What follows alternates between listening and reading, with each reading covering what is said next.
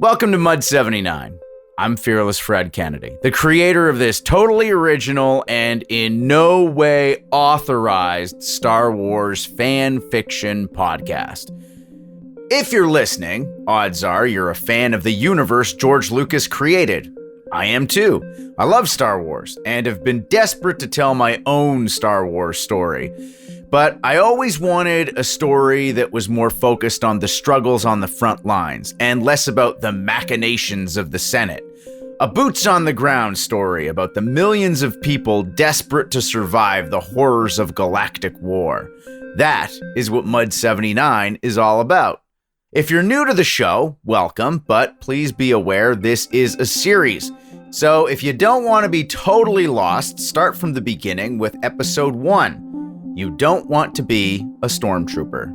This is episode 7, The Warehouse. After causing an incident that leads to a death in the swoop bike races at Floon Bay, Soloman, Kwai, and the rest of the 79th Platoon were given labor duty in a nearby town of Floudine. But after a long day in the fields, they were given a jar of tea by one of the local children. A jar of tea that contained a human finger. Who was that local child? How did they get the jar? And who does that finger belong to? Let's find out.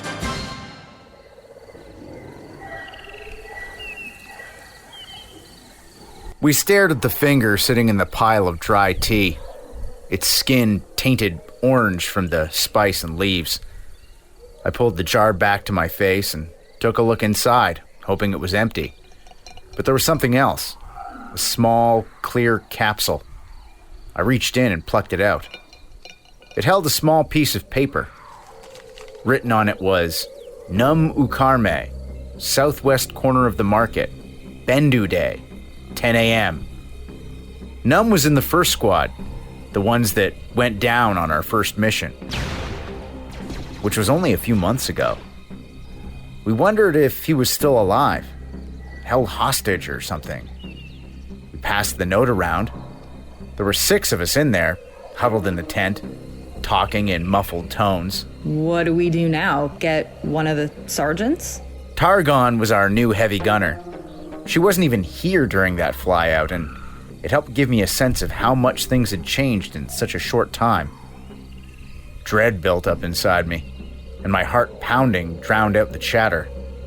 I shushed them all, making eye contact with El'Theriam because he was there that day.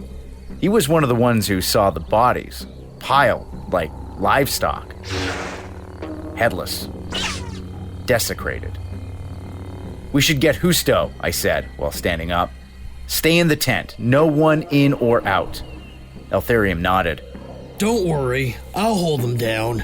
I ventured outside, closing the flap behind me. There was some light bustle and the early evening sky was pink, painting the fields that were ready for harvesting in a grayish blue. I remember the scent of the fields, a sweet, sticky smell, that verge of rotting, much like how I felt inside. Staven was in front of her tent, blaster rifle disassembled on a blanket in front of her, cleaning each part meticulously, while taking sips from a bottle of Kang Tree. I looked around, seeing if I could catch the corporal out in the open, then made for the medical tent, trying to act as casual as possible. I tried to remember what I could from the night Squad 1 was shot down, what we'd seen when we found the bodies. I know Murray told us that one body was missing. We'd even discussed it a few times since. Was that Num? Was he the one they took? Or was this some sort of trap from the brass to catch us talking? I was paranoid. What if the camp was being watched by whoever made sure we got that jar? I eyed the perimeter of camp while I walked. The same rows of calvines, the muddy grasslands, air traffic from Floudine. Nothing unusual. I ran through every detail. That awful night, 4 months ago. The way Housto, the LT, and Heffspar were all taken up to the Star Destroyer in orbit for interrogation. Everything. In particular, the way the LT warned us not to talk about anything we'd seen. You will not speak of what you saw here tonight. Is that understood? What was going to happen now? You should be getting ready for lights out, Private. Housto was out in front of the medical tent. He startled me out of my reverie. My face must have looked serious when I told him I needed to show him something. You catch a bug visiting one of those back alleys in town? You know the rules. You gotta take precautions when engaging in those types of recreational activities. No. My expression hadn't changed. Something worse. Just follow me. He knew I wasn't fucking around and took a sharp drag on his tobacco stick and then got up. Okay, Kwai, lead the way. This better be worth my time. He was walking slowly, emptying his drink, but then he opened the flap of our tent and his nose perked up right away. You guys aren't drinking Relin tea, are you? That shit is a narcotic. No, Corporal. Well, we were going to, but we found these in a jar. El'Theriam gave him the finger along with the accompanying note, and Housto looked at them suspiciously. He read the note, then eyed the finger again, holding it up close. He didn't look at us. Lash the front flap and don't let anyone in or out. No one. Understand? And then he took off. Out the front, promising to come back soon. I lashed the flap closed and watched him through the small opening as he broke into a quick jog heading back to the medical clinic. 1 hour passed as the 6 of us crowded in a 4-person tent. It was hot, muggy from our breath. The place was starting to smell a bit ripe. Then someone unlashed the flap and came in. It was Orto. Where'd you get the tea? The LT seemed hostile, like when we were in the bush. Low, quiet, and left the impression it'd be wise to listen. One of the FNGs in the group explained what happened, the little girl and all that, how she gave us the tea and explained that the people were grateful. She didn't call you out by name or anything, did she? There was no indication she knew who you were as individuals? We said no, and he asked what the girl looked like, anything distinct. So we described her as best we could. Average-looking little girl, 10 or 11, Twi'lek, blue skin, navy blue marks on her leku. He jotted it all down, nodding. I asked if anything was going to happen to her. She was just a kid. The LT cut me off and looked at me directly. No, Private, that's not what we do. We just need to talk to her. Then he left us alone as the tensions rose, wondering if we'd just signed a death warrant for some kid. I muttered, "Poor kid," as various scenes of brutality played out in my head. The kid is gonna be fine. We dealt with this stuff in the nebula all the time. You follow leads and get information. That's how it works. Targon kept going, saying that a lot of what was going on in the nebula was covert. Secrets were nothing new. They'd been told it was best not to think too much about what they'd seen and to just follow the lead of their superiors. Plenty of people were brought in for questioning without a finger being laid on them. It was just part of the job. I could smell naivete. This kid brought us a piece of one of our comrades. Someone was gonna get some hard questions. I just hoped it wasn't her. Almost 30 minutes went by, then Housto came back. He told us to keep quiet in a near whisper and motioned for us to follow. By now, the camp was dark. Everyone was asleep. There were people patrolling on the line, but that was it. We stalked through the rows of tents, headed for the LT's prefab. He didn't just sleep there, it was also a command post for the entire platoon. It's where he took meetings with the locals, organized labor details, and came up with all the combat exercises we engaged in, after we spent the entire day digging trenches and laying water pipes. Orto ordered the corporal to stay outside to make sure no one else came in. We lined up in front of a holo projector and saw a 3D image of Jesper Chorus, the beloved honcho from Flaudine, the bane of slavers, and eager imperial ally. Are these the soldiers who were given the tea, Lieutenant? The LT nodded. Mr. Chorus is going to show you a series of projections. We want you to identify the girl who gave you the jar of tea. Pay close attention. The projector shifted from an image of Chorus to a series of young Twi'lek girls, one after another, all of them blue-skinned. We told them to stop on the fourth image as we reacted at the same time. The face of a little girl smiling for her identification shot. All right, Lieutenant. I'll see you at the assigned coordinates in exactly 1 hour. The projector shut off. The LT told us to head for the lardy on the standby pad.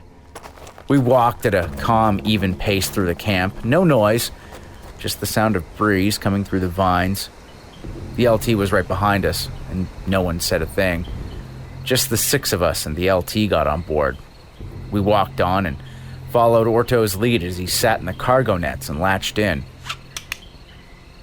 The engines primed and we took off before the doors even closed.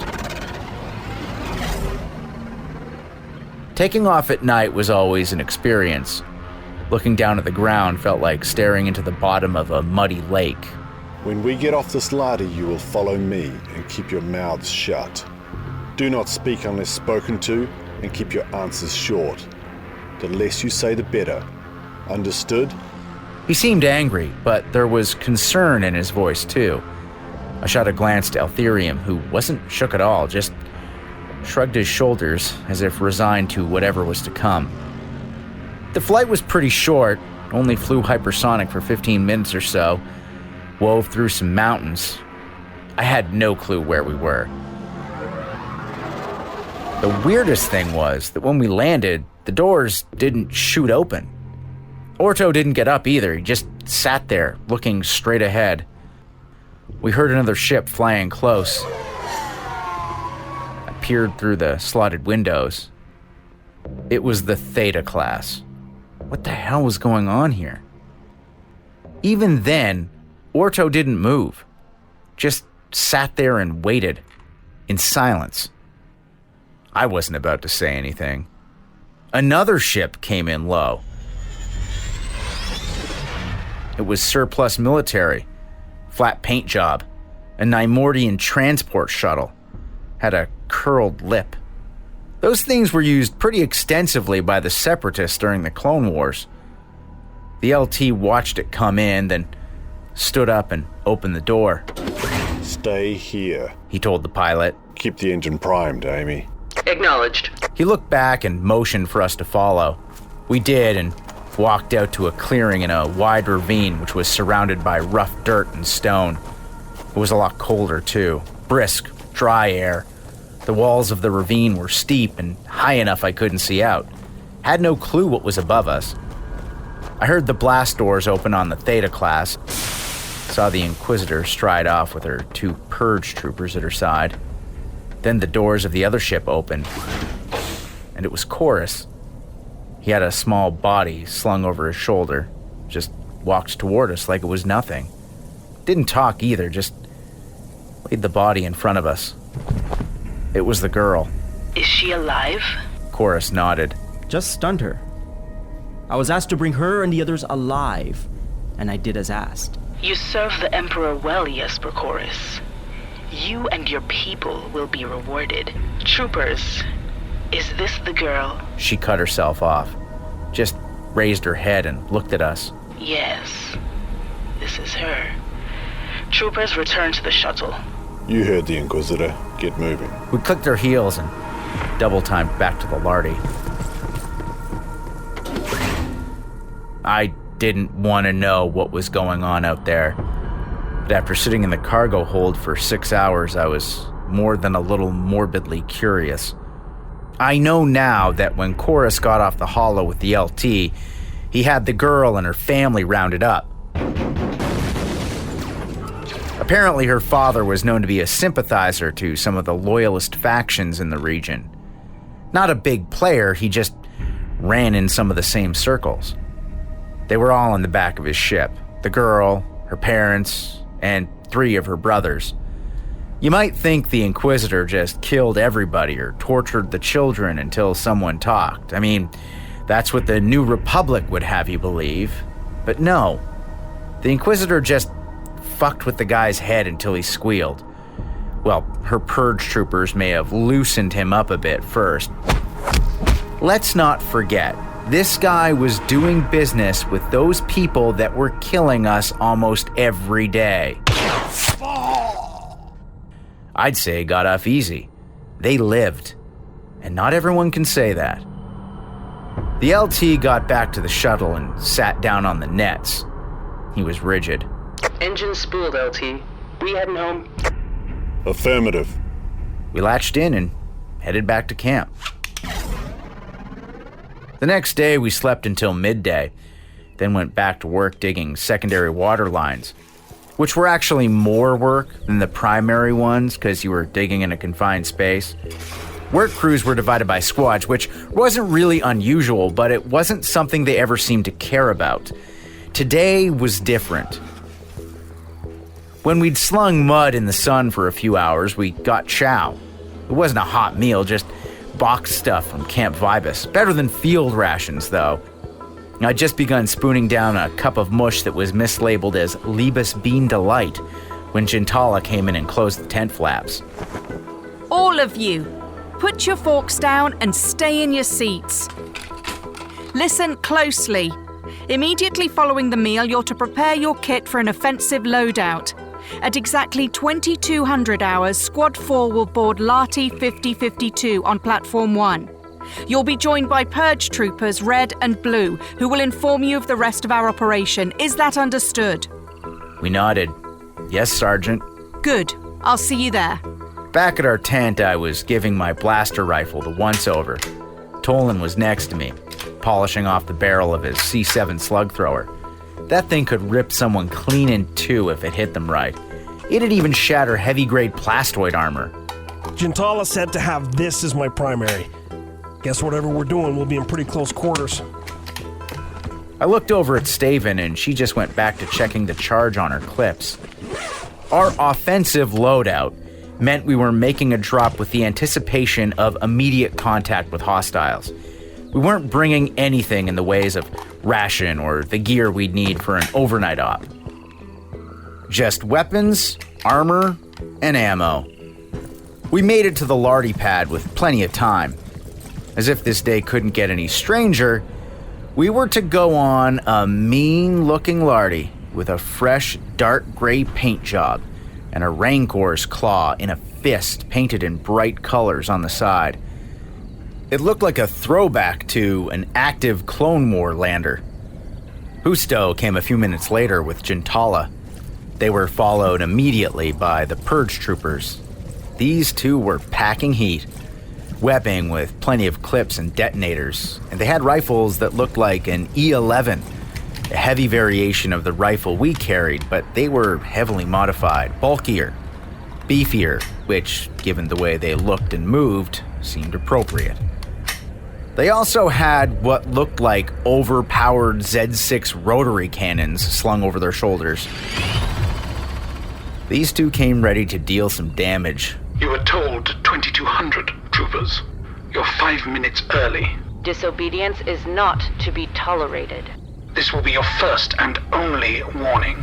Teach your soldiers how to read a clock, Sergeant. They hadn't even broken their stride. They just kept moving. The lardy doors opened and they went inside, taking up positions on either side of the door. Jintalla motioned us to follow, and we all got on and sat down on the cargo nets. I expected for us to take off, but we just sat there. Looked around, saw some munitions crates strapped against the hull. Then the engines kicked in, hummed as we prepared to get off the ground. I heard her steps as she came onto the ramp. The Inquisitor. We are ready to leave, pilot. Acknowledged. The second she grabbed the hand support, the shuttle lifted, and the doors slid closed. I had no idea where we were going or what was happening, which was pretty normal at this point.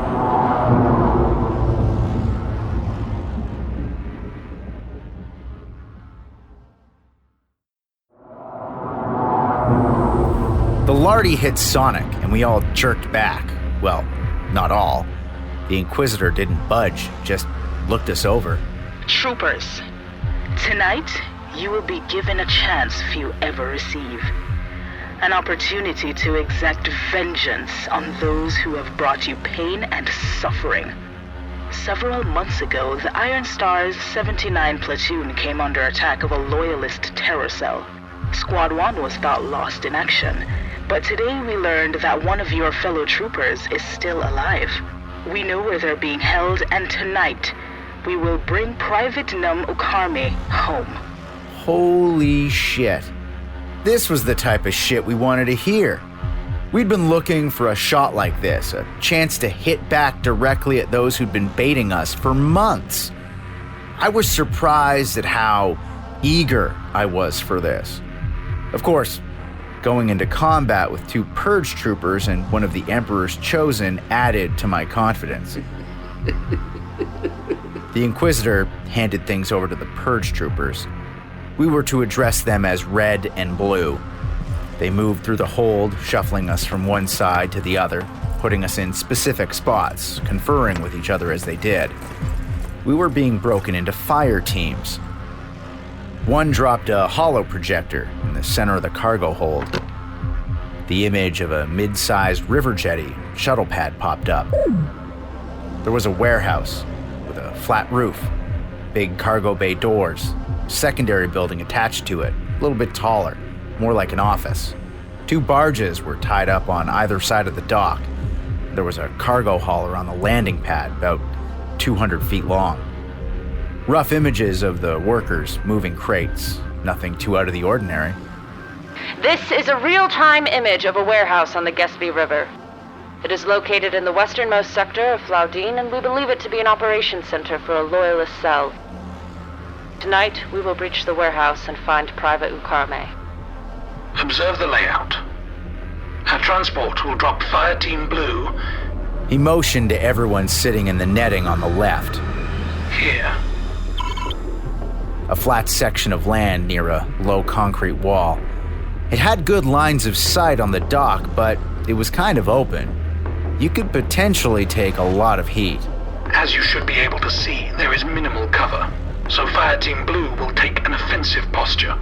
You will eliminate all resistance and hostiles before reaching this junction with the dock and the storage yard. I was in Blue and analyzed what we were just told to do. The holo was big and you could get a good look at the layout. I visualized where I'd move. I knew this was possible, but you could get shredded if the opposition got wise. Or was armed. There was just a lot that could go wrong here. Everyone on the right will be designated as Fire Team Red. You will follow me as we're dropped here. A spot on the opposite side of the dock lit up. This position offers an ample field of fire with a proper elevation to maintain significant fire control. Our belief is that there is the potential of a well-armed and well-trained militia force operating at this facility. Fire Team Red will put down suppressive fire, ensuring Fire Team Blue will be secure enough to breach the main cargo storage unit. I could see it all playing out. If Red held their ground and put out enough fire, they could really throw them off balance for Blue to get in clean. Then I noticed how close Blue's rally point was to Red's field of fire. They would be shooting about 2 meters ahead of where we'd be setting up for the breach. My knee bounced as adrenaline pumped through my body. We will sweep in from this angle. An image of the Lardy appeared over the warehouse. It moved along as he spoke. Our ship will lay down a burst of heavy fire, disabling the hauler and preventing it from escaping. The hauler flashed red on the projection. This thing had some firepower. It was a combat-ready Lardy, exactly what was used during the Clone Wars. Primed, painted, and built to bring thunder. My leg kept bouncing. I couldn't help it. I was about to make a combat drop on a well-armed, hostile position. We will then sweep past the dock and over the warehouse in a tight clockwise turn where we will continue to lay down suppressive fire, allowing us to drop Fire Team Red here, followed by Blue here. Remember your training, troopers. These people wish to rip the Empire apart and let chaos take root in the galaxy. Do not expect mercy and do not give it. The holo projector shut off, and Blue picked it up, returning it to a pouch on his webbing. He pulled a line down from the ceiling and attached it to his back armor plate. Red did the same. A second later, we came out of Mach. We all lurched forward and could see that we were moving fast and low. Red and Blue picked up the rotary cannons and shifted their weight side to side.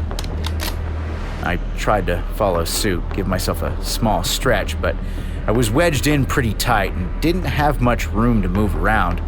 Tolen was next to me, giving me an annoyed glance. Then the forward cannons kicked in, and they made the seats hum. The mass driver missile launchers started going off. Those are the big guns that run along a Lardy's roof, and they made the entire ship vibrate. They were letting loose a lot of firepower. It was an impressive feeling, but it made you wonder what to expect when we landed. I looked down at Jintalla. She was leaned back with her eyes closed, just tapping her foot. The mass drivers stopped, but the forward cannons kept going. Then the side door slid open. It was dark outside, and if not for the ground lighting, it would have been hard to even know our altitude. We were low, maybe 20 meters up, just starting our swing over the jetty. There was smoke everywhere below, the dull flames of plasma missiles cooking anything nearby. Those things had ripped this place apart. At that speed, I couldn't clearly make anything out, though. And visibility got worse when the Purgers opened fire with their Z6s. These things laid out streams of green light. They were not the same ones we used. They had a rate of fire that would turn the average Z6 barrel into mist. Red and Blue kept firing as the ship leaned hard into its turn, going over the dock proper. Then we slowed down and the Inquisitor jumped out. Not a fancy flip or anything, she just walked over to the door and leapt out. The training kicked in, the psychological aspect of the training. I ignored her and focused on my mission. Land, get to cover, kill anyone who got in the way, then breach. Land, get to cover, kill anyone who got in the way, then breach. The Lardy dropped, spun. The rear must have come within inches of the warehouse rooftop. It drifted down and rocked to the side. Red smashed her fist into the roof beside her tether and it retracted. All right, Red, let's move. Go, go, go! She hopped off with that Z6 spitting out plasma, and those on her side of the Lardy followed. We just pulled up a few meters when enemy fire entered the bay door. It hit Blue's arm and his Z6. He slammed the cannon down and then pulled out a detonator. He threw one after the other as we hovered over the water toward our landing zone. The first was just going off when he retracted his tether line and ordered us off. I was the fourth out, right behind Tolen. El'Theriam was behind me. The initial barrage took down some of the light posts. It was dark and the air was full of smoke, making it difficult to see. As my eyes adjusted, I saw there were some scattered enemy to our right who were still mobile. We opened fire on them. I shot into the smoke until there was nothing there. There were a lot more people on the barges and really put up some fierce resistance. Fortunately, they were more focused on Red, who were putting down fire like crazy. We started shooting at anything that moved. There was a lot of debris everywhere from our missile strikes, plenty of places someone could hide and take a shot. The dock was 6 meters to our right and extended another 10 out into the Gaspé River. The structure of it was smoking. Either it was burning or whatever was on its surface was. Flames were really sending up smoke too, just making the visibility worse. The barge on the side closest to us was in good condition, still afloat, no visible damage. But the other one further away had toppled over, and its end closest to the shore was underwater. The deck of the closer one had armed workers, loyalists, rebels, whatever you want to call them, crawling out of the hold. They had blaster rifles. I couldn't see what they were, but when they began firing, I clued in these were more Republic-issued E-22s. And they knew how to use them. Very accurate fire. They were maneuvering on the docks and the barges, even moving into fire positions on the half-sunken barge's deck. Anything to get an edge. They had training. They were professional. I picked off a guy right over the hold's trap door, hit him square, and I'm pretty sure I clipped the head of someone trying to get out. Then I moved forward.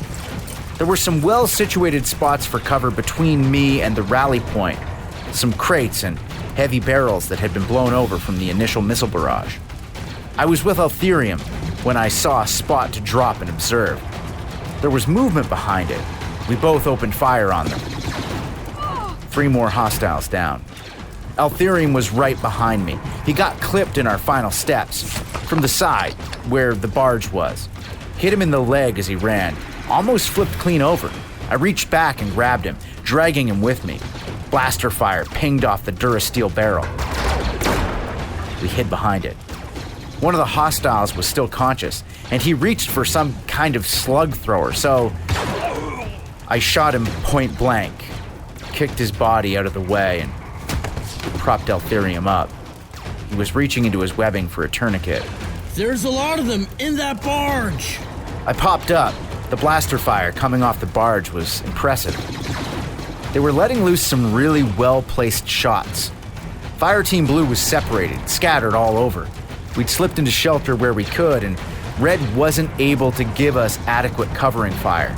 If both barges had sunk, things would be different, but this mission was not running as planned. I was looking at the furthest barge and was nearly blinded when the whole facility was flooded with white spotlights. Then a torrent of fire came down from above the river. The Lardy let loose another volley of missiles, and the barge went up with a fireball. I dropped low and sheltered myself from the explosion. I was blinded by the light and seared by the heat. My skin was hot. A few workers were thrown into the air and landed behind us. I picked one off and then saw Jintalla roll out of cover and run towards me. Get moving, Kwai. Hit the rallying point. She moved fast and sprayed the barge as she went. I did the same. El'Theriam said he was in no condition to breach, but he'd cover the rear. He pulled out a detonator and tossed it onto the dock as I leapt over the barrel. I had about 20 meters to go before reaching our intended position near a high stack of cargo containers. There were more loyalists gathered near the end of the dock. They were pulling together some legitimate cover, some glorious last stand. I was running past, and I came to a spot where I had a bead on them, right from behind. I had no cover. I was fully exposed to multiple shooters, but they didn't know I was there. I stopped dead and aimed. Fired off a few well-placed bursts. I know I hit a few, but they wheeled and returned fire on my position as I moved on. Just a few steps forward and I was out of their line, taking cover behind a chunk of charred container. The edges were still glowing with plasma ignition. There were 3 others held down behind it. The enemy fire was disciplined, well-timed. My side felt warm and I saw I'd been grazed. The uniform was tattered and the edge of my chest plate was a bit cooked.